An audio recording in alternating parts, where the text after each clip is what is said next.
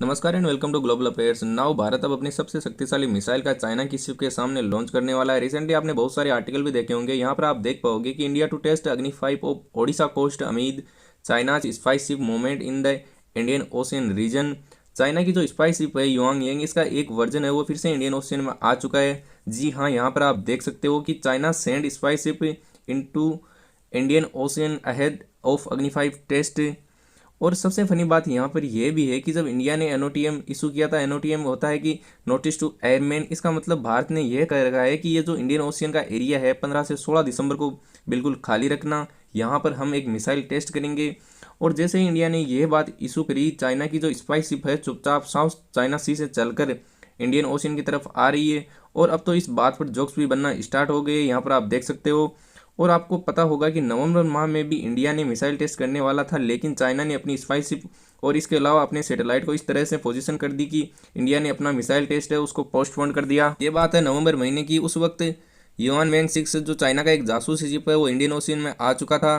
India ने already एक एनओटीएम issue कर दिया था और इंडिया को इस बात का डर था कि जो हम मिसाइल टेस्ट करेंगे उसका डेटा, उसकी स्पीड और उसका सारा प्रॉपर जो डेटा है वो चाइना के शिप को मिल जाएगा। तो ये कहीं ना कहीं हमारे लिए एक अच्छी बात नहीं थी। लेकिन अब इंडिया ऐसा क्यों किया इंडिया ने कि ओपनली एनओटीएम इशू करके ये बोल रहा है कि 15 से 16 दिसंबर को हम मिसाइल टेस्ट है वो जरूर करेंगे।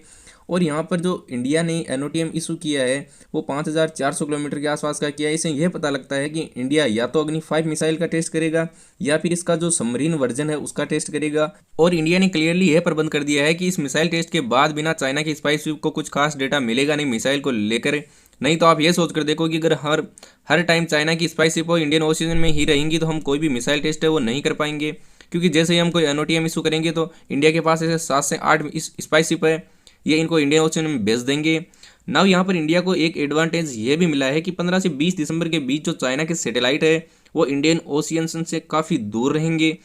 और आप सोच ये भी रहे होंगे कि आखिर हमारे पास अग्नि 5 मिसाइल से रिलेटेड ऐसे कौन से फैक्ट है जो कि हम छुपा रहे हैं चाइना से। तो ये एक बहुत ही बेसिक बात है। अग्नि 5 मिसाइल की आपको पता होगा कि इसकी रियल रेंज है वो इंडिया ने 5000 किलोमीटर बता रखी है। नाउ अगर हम चाइना ने काफ़ी बार यहाँ पर यह भी क्लेम किया है कि इंडिया अग्नि 5 मिसाइल की रियल रेंज है वो दुनिया से छुपाता है और साथ ही अपनी पावर को है वो डाउन प्ले कर रहा है। अग्नि 5 मिसाइल की जो रेंज है वो चाइना के हिसाब से 8000 किलोमीटर से ज़्यादा है।